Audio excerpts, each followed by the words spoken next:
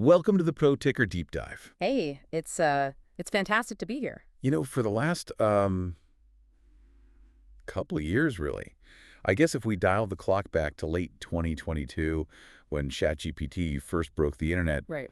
the financial world has just been absolutely obsessed with one singular narrative. It was a monoculture. It was what we call the hardware era. It was the golden age of the chip. There is really no other way to describe it. Exactly. It was NVIDIA. It was Supermicro. It was this massive infrastructure build out of data centers. You couldn't go 5 minutes on a financial news station without hearing about GPUs. Oh. Yeah, and the analogy everyone used, and we use it too, was the classic California gold rush of 1849. Right. If everyone is running to the hills to dig for gold, the smartest business move isn't to dig. It's to sell the shovels. Sell the shovels. And if you were selling shovels, or in this case, H100 GPUs, you were basically printing money. The margins were astronomical. The demand was just insatiable. But here we are. It is February 2026. The landscape has changed. The shovels have been sold. The data centers are built. They are humming waters. The cooling systems are running. And now the market, which is, always forward-looking, is starting to ask a much harder, much more uncomfortable question. Who is actually finding the gold? That is the question of the year right there. We are witnessing what we're calling the Great Rotation. We are moving from the hardware era to the application layer era. Because investors are getting tired of paying for potential they aren't done with someday. Right, show me the money. Exactly. They want to see software that actually solves messy, complex, real-world problems and crucially generates cash flow while doing it. It is the so what phase of artificial intelligence. You have built this incredible supercomputer, so what are you actually doing with it? Are you just writing limericks and generating images of cats in spacesuits? Or are you optimizing a global supply chain during a geopolitical crisis? And today we are digging into that rotation. Specifically, we're looking at the players who are trying to prove they aren't just hype. Because we're seeing a massive split in the market between what we call the pretenders. The companies that just slap .ai on their domain name to pump the stock. Exactly. The pretenders versus the pure plays. The companies that are actually executing on the promise of the technology. And we have a really fascinating lineup today because we are looking at three companies that represent very different corners of this application layer. We have the benchmark, the company that defines what good looks like. Palantir Technologies. Right. Then we have the contender in the consumer space, SoundHound AI. And finally, the specialist in the defense and security sector, BigBear.ai. It's a perfect cross-section. You've got the blue chip standard, the voice revolution, and the spy meets software play. Our mission today for you listening is to unpack whether these application layer companies can actually translate their cool tech into sustainable profit. We need to figure out if they have actual moats, defensible business advantages. Or if they're just castles made of sand that will wash away when the tech giants decide to compete. And timing is everything here. We are sitting here in February 2026, right on the cusp of earnings season for two of these companies. The market is edgy. The easy money in hardware has been made. Now stock pickers have to be right about execution. So let's start at the top of the mountain. We have to talk about Palantir. Ticker PLTR. We're not doing a full hour on them, but we need to set the stage. Palantir is essentially the operating system for modern business at this point. If you want to know what good looks like in the application layer, you look at Palantir. They really are the benchmark. So if you look at their Q3 2025 numbers, they are staggering. Revenue hit $1.18 billion.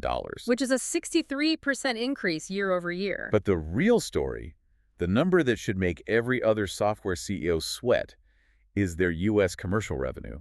It surged 121%. Let's pause on that for a second. 121% growth in the commercial sector? That's insane for a company that size. That's usually startup growth numbers, not massive enterprise software numbers. For years, the knock on Palantir was that they were just a government shop. Oh, they just do stuff for the CIA and the Army. This number completely destroys that narrative. Precisely. It proves that the transition from being a shadowy government contractor to a commercial giant is complete. Their AIP, or artificial intelligence platform, has effectively become the brain of the corporation for their clients. I love that concept of the corporate brain. It speaks to the stickiness of the product. Right, because in the software world, we always talk about churn, customers leaving. If I use a generic chat app or a simple project management tool, I can switch to a competitor tomorrow if they offer me a 10% discount. It's not sticky. Correct. But Palantir is different. When they install their ontology, which is basically their way of mapping a digital twin of a business, It becomes the layer through which the company sees itself. it wires into the supply chain, the HR systems, the logistics, the financial decision-making. To remove Palantir would be to lobotomize the corporation. That is the definition of a moat. Once installed, customers rarely leave. But what's fascinating is how they are selling it. They aren't doing the traditional year-long sales cycle with steak dinners and golf outings. They are doing boot camps. The boot camps. This strategy is brilliant in its aggression. Instead of a 6-month negotiation with slide decks and promises, they say, give us your data for 5 days. We will put our engineers in a room with your data, and we will show you exactly how much money we can save you before the week is over. It effectively bypasses the skepticism. It's not a pitch, it's a prototype. It bypasses the bureaucracy completely. They install the software, show value on the client's actual data in days, and the sale just closes itself. This is important for our discussion today because this is the bar. This is what investors want to see from the smaller players like SoundHound and Big Bear. They want to see high stickiness, rapid commercial adoption, and that mix of government stability with commercial explosive growth. So Palantir set the standard. They've proven it can be done. Now let's pivot to the contender. SoundHound AI, ticker SOUN. This is a stock that has been a real battleground. It's trading around 7.83 right now, market cap around 3.3 billion. They're fighting a war for the voice interface. And the premise for SoundHound is very compelling because it addresses a specific pain point for big brands. Think about car manufacturers or fast food chains. They know voice is the future interface. It is safer in the car, and it is faster at the drive-thru. But they have a massive problem. The walled garden problem. Explain that for us. So if Mercedes or Hyundai install Siri or Google Assistant in the dashboard, 2 things happen. First, the driver is saying, hey Siri, not hey Mercedes. The brand relationship is hijacked by Apple. Second, and much more importantly, the data goes to Apple. Apple learns where you drive, what you eat, what you ask for. And Mercedes learns absolutely nothing. Right. If I'm the CEO of a car company, I don't want to be a dumb pipe for Google services. I want to own that relationship. Exactly. SoundHound offers an independent platform. Brand neutrality is their moat. They allow Stellantis, Hyundai, or White Castle to customize the voice, keep the data, and maintain the brand identity. They are essentially the Switzerland of voice AI. And they've been busy. 2025 and early 2026 have been huge for them in terms of strategic shifts. They aren't just the car voice guys anymore. No, they have successfully diversified into 3 pillars. You have automotive, which is their legacy strength with partners like Stellantis. Which owns Jeep, Dodge, Fiat. And Hyundai. Then you have dining. This is really taking off. We are seeing partnerships with White Castle Jersey Mike's and Five Guys. The Five Guys deal is particularly interesting. They've moved from just piloting this to a broader rollout. I saw they've handled over 1 million AI interactions. That is a lot of burger orders. It is significant volume. And think about the labor economics here. If you run a Five Guys, your margins are thin. If you have a human taking orders, that's a human who isn't flipping burgers or cleaning tables. If SoundHound takes the order, you have effectively automated the front of house. It increases throughput and reduces errors. It's deflationary technology. It literally lowers the cost of doing business. But the third pillar is perhaps the most strategic. Enterprise. They acquired a company called Amelia. Right, Amelia, that brings them into the finance and insurance sectors. Right. Amelia handles enterprise software for customer service. Think of those AI agents you chat with on a bank's website or over the phone. So now SoundHound isn't just ordering fries or changing the radio station. They're handling banking queries, insurance claims, and healthcare appointments. It significantly expands their total addressable market. And we have to talk about CES 2026.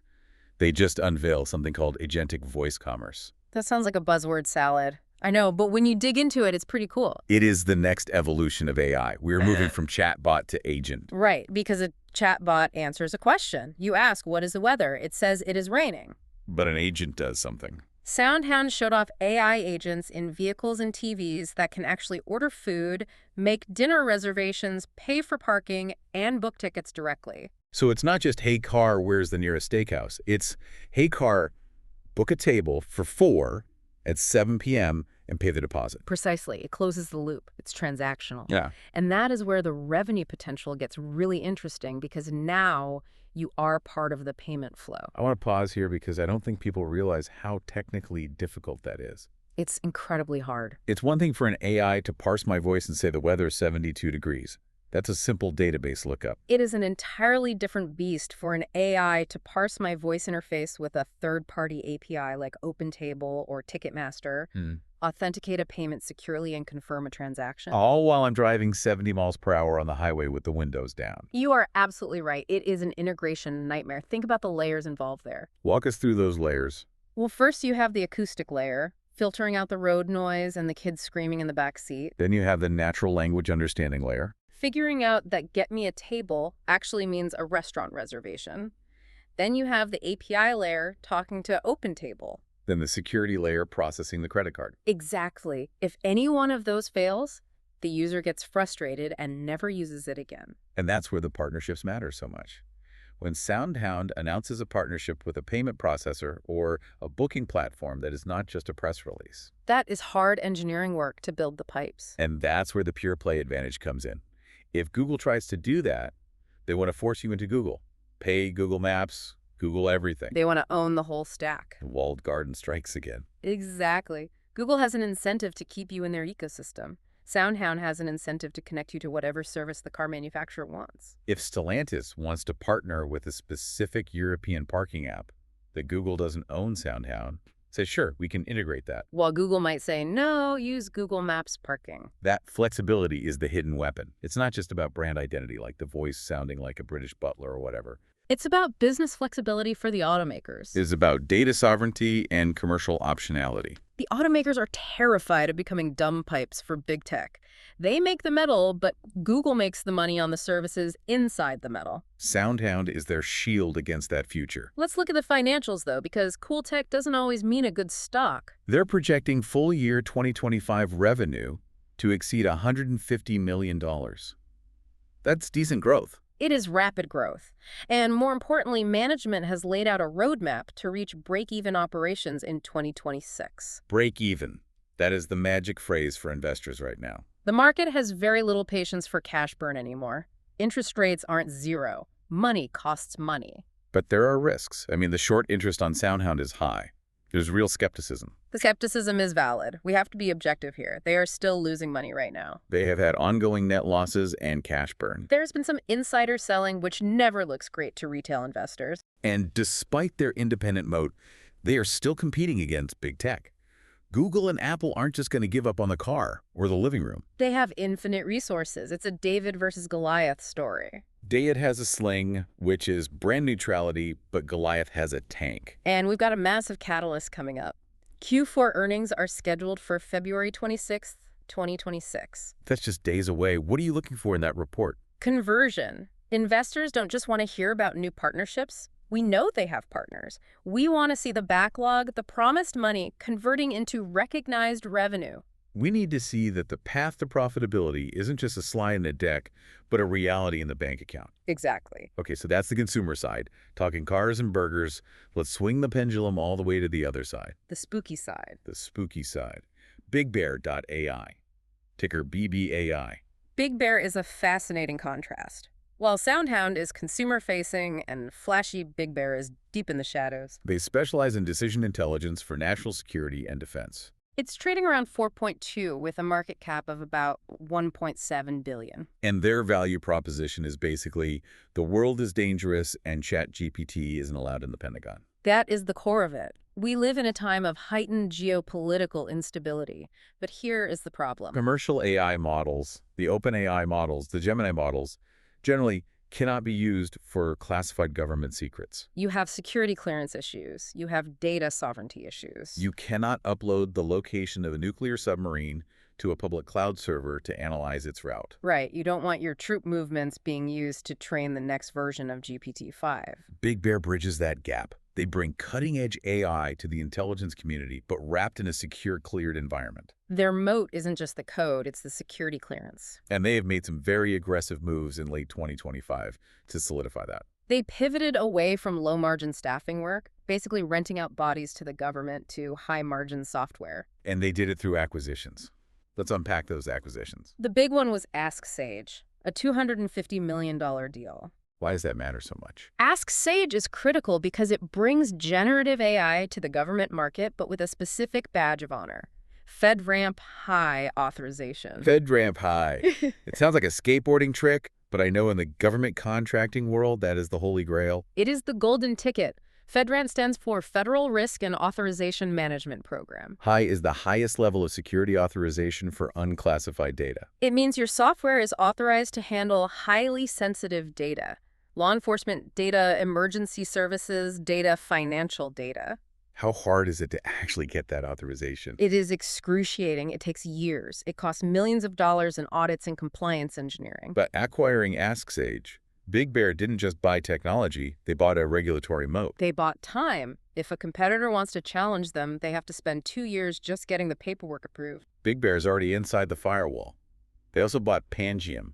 That's the vision stuff, right? Yes, computer vision and biometrics, facial recognition for borders and airports. And they picked up assets from CargoSeer for supply chain risk. So if you look at the puzzle pieces, they are building an end-to-end security stack. Walk me through a use case. How do these pieces actually fit together? We mentioned decision intelligence. What does that look like in the real world? Sure, let's paint a picture. Imagine you are a commander in the Pacific Theater. Okay. You are responsible for a fleet of ships. You have data coming in from everywhere. Satellites are tracking weather. Drones are tracking enemy movements. The supply chain manifests are tracking fuel levels. It is a tsunami of information. No human can process it all in real time. Right, you're drowning in data. Yeah. You get analysis paralysis. Exactly. Big Bear's software, specifically with the capabilities from Pangiam and AskSage, ingests all of that. It uses computer vision to identify ships or troop movements from the satellite feeds automatically. It uses predictive analytics to say, based on this storm front and this supply chain delay in Guam, your fuel will run out in 4 days, not 6. So it's predicting the bottleneck before it even happens. Yes. And then, with the generative AI piece from AskSage, the commander can simply ask the system, what are my options to resupply? And the system generates 3 viable courses of action based on the data. Option A, reroute to the Philippines, high risk fast. Option B, wait for the tanker, low risk slow. It's not just showing a map, it's suggesting a strategy. That's the decision advantage. It buys you time. Speed and clarity. In warfare, he who makes the best decision fastest wins. That is what Big Bear is selling. They aren't selling software, they're selling speed. And that explains why they can pivot to running a football stadium. Crowd control is basically just nonviolent troop movement. In a way, yes. Moving 70,000 people out of a stadium safely requires similar predictive modeling. Where are the bottlenecks? Which gates are overcrowded? Where should we deploy security? It is the same math, just different variables. Troops become fans. Supply lines become beer vendors. That partnership with the craft group, the Patriots, really stuck out to me as a sleeper signal. If they can make that work, think about the commercial applications. Airports, theme parks, convention centers. Any place where you have massive flows of people, it creates a massive dual-use opportunity. We love dual-use technology companies because they are resilient. If the defense budget gets frozen, the football season still happens. Right. They have 2 distinct revenue streams. Which is good because the government side has been a bit bumpy. Bumpy is a very polite way to put it. Their Q3 2025 revenue fell 20.1% to $33.14 million.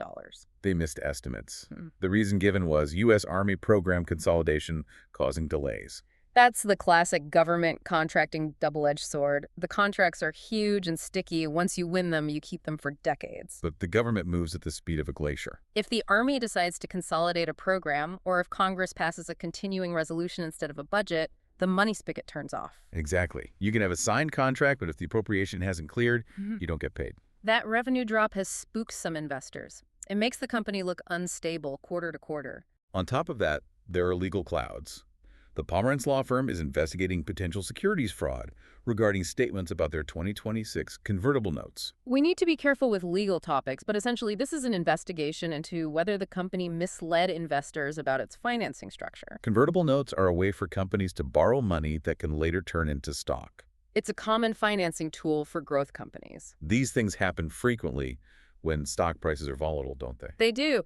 Ambulance-chasing law firms often file these suits when a stock drops. It doesn't always mean guilt. But it is a distraction. It costs money to defend, and it distracts management from selling software. And distraction is the absolute enemy of execution. It is. However, we have to look at their balance sheet. Despite the losses, they have a very strong cash position. About $456 million. That is a massive war chest for a company with a $1.7 billion market cap. That's nearly a quarter of their value in pure cash. It means they can survive the bureaucratic government delays. They don't have to dilute shareholders immediately just to keep the lights on. They have the runway to wait out the army. And just like SoundHound, they have a big day coming up. Q4 earnings are scheduled for March 2nd, 2026. March 2nd is the day they need to prove that the lumpy government revenue is starting to smooth out. And that the backlog, the contracts they've won, is actually turning into cash. So we've got the players. Let's talk about the market sentiment. We're calling this segment a tale of two stocks. It really is a tale of two stocks. On one hand, you have SoundHound, SOUN. Trading around 7.83 up recently on that CES news we discussed. Analysts generally rate it a moderate buy, with price targets averaging around $16. That suggests a lot of upside. Basically a double from here. And on the other hand, Big Bear BBAI is around 4.3. Analysts are saying hold. Price targets are tighter, $4 to $8. It feels like the market is in show me mode with Big Bear, whereas with SoundHound, they're drinking a little bit of the Kool-Aid. There is more optimism priced into SoundHound, certainly. The consumer story is easier to understand. AI for cars is a simpler pitch than decision intelligence for the Army. But we have to talk about the technicals. Both of these stocks have heavy short interest. Let's unpack that for you, the listener, who might not trade every single day. High short interest means a lot of investors are betting the stock will go down. Correct. Short sellers borrow shares and sell them, hoping to buy them back cheaper later. But this creates a highly dangerous dynamic. If a stock with high short interest gets good news, say SoundHound announces a surprise profit, or Big Bear announces a massive new Army contract, the price jumps. And the short sellers are underwater, they panic.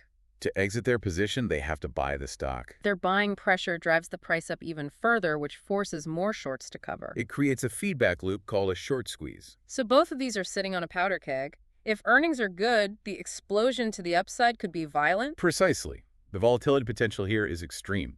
These are not stocks for the faint of heart. You could easily see 20% moves in a single day. Let's talk about the charts. If you're a technical trader, what are you looking for? For SoundHound, you are looking at resistance. It's been banging its head against the ceiling around £8.50. If it breaks through that level on good earnings, there's blue sky above. It could run to $10 or $12 very quickly. And Big Bear. For Big Bear, you were looking for a floor. It needs to hold that $4 level. That is psychological support. If it breaks below 4, it enters penny stock territory, which scares institutional investors. But if it holds 4 and they deliver a surprise beat, the bounce could be significant because the expectations are so incredibly low. Low expectations are a gift for a CEO on earnings day. It is much easier to jump over a low bar. Palantir has set a very high bar for itself. They have to play a perfect game every quarter now because they are priced for perfection. Big Bear just needs to show up and not trip. That's a great way to put it. The expectations game is half the battle on Wall Street. It comes down to the execution gap, doesn't it? Palantir has crossed the chasm. They are proven. SoundHound and Big Bear are in the prove-it stage. Palantir is the graduate. They have tenure. SoundHound and Big Bear are still writing their dissertations. SoundHound needs to show the Amelia acquisition works and they can hit break even. Big Bear needs to show they can navigate the government bureaucracy and convert that backlog. Let's pull back and look at the big picture for you listening. We've covered a lot of ground today. They've got Palantir as the gold standard, SoundHound fighting for the dashboard and the drive-thru, Big Bear fighting for the border and the battlefield. It is a really diverse landscape, and that is the key takeaway. The AI trade isn't one monolithic thing anymore. It is fracturing. Consumer versus defense? Exactly. SoundHound is a consumer discretionary play. It relies on people buying cars and ordering burgers. If the economy tanks and people stop buying Jeeps or eating at Five Guys, SoundHound suffers. It is cyclical. But Big Bear, on the other hand. Big Bear is a defense infrastructure play. National security spending tends to be resilient even in a recession. The government doesn't stop securing the border just because inflation is up. In fact, in unstable times, defense spending often goes up. So Big Bear is potentially a hedge against economic downturns. So why should you care? Why not just buy NVIDIA and go to the beach? Because the hardware trade is crowded. Everyone owns NVIDIA. The growth rates there will eventually normalize because everyone who needs a chip will eventually have one. This application layer, this is where the next massive opportunities are. We are moving from cool tech demos to critical infrastructure.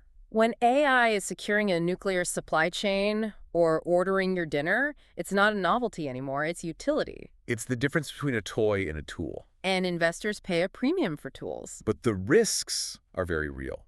Strategic risks. For SoundHound, can they really hold off Google and Apple forever?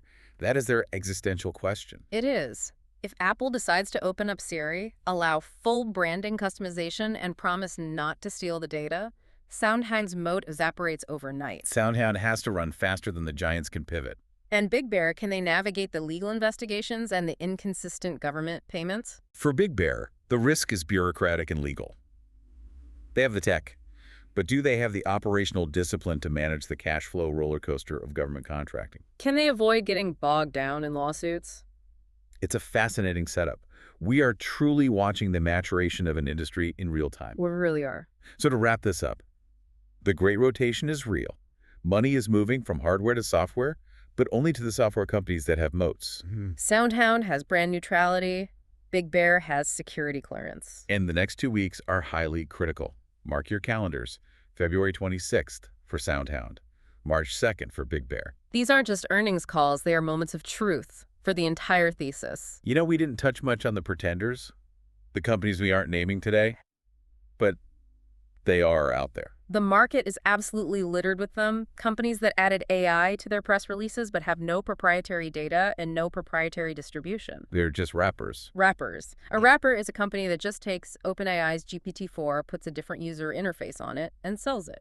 They don't own the model. They don't own the data. That seems like a terrible business model. OpenAI can just update their model and wipe you out instantly. Exactly. If your product is just a feature of someone else's product, you are dead. That is exactly why we focused on Palantir, SoundHound, and Big Bear today. They own their ground. Palantir owns the enterprise ontology. SoundHound owns the voice interaction data. Big Bear owns the secure edge data. That is the ultimate thesis. Proprietary data is the only real moat in the long run. The algorithms will become commodities. Everyone will have access to smart models. But not everyone will have access to the data inside the car or the data inside the Pentagon. That's the key takeaway right there. Don't invest in the algorithm, invest in the data. Correct. I want to leave you with a final thought. Go for it. We often think of AI as this single massive wave washing over everything. AI is coming. But these companies show it's actually fracturing into highly specialized ecosystems. It is. If data is the new oil, SoundHound is trying to own the pumps, the interface where you actually transact, the consumer touch point. And Big Bear is trying to secure the pipelines, the infrastructure that keeps the oil flowing safely. The question isn't just, is AI the future? The question is, which kind of AI ecosystem will be more profitable? The one that talks to you, or the one that watches over you? That is a very provocative question to end on. The interface versus the surveillance. Something for you to mull over as you watch the tickers this week. Keep an eye on those backlog conversions. That's the real signal in the noise. Absolutely watch the backlog. Thanks for diving in with us on the Pro Ticker Deep Dive. We'll see you on the other side of earnings.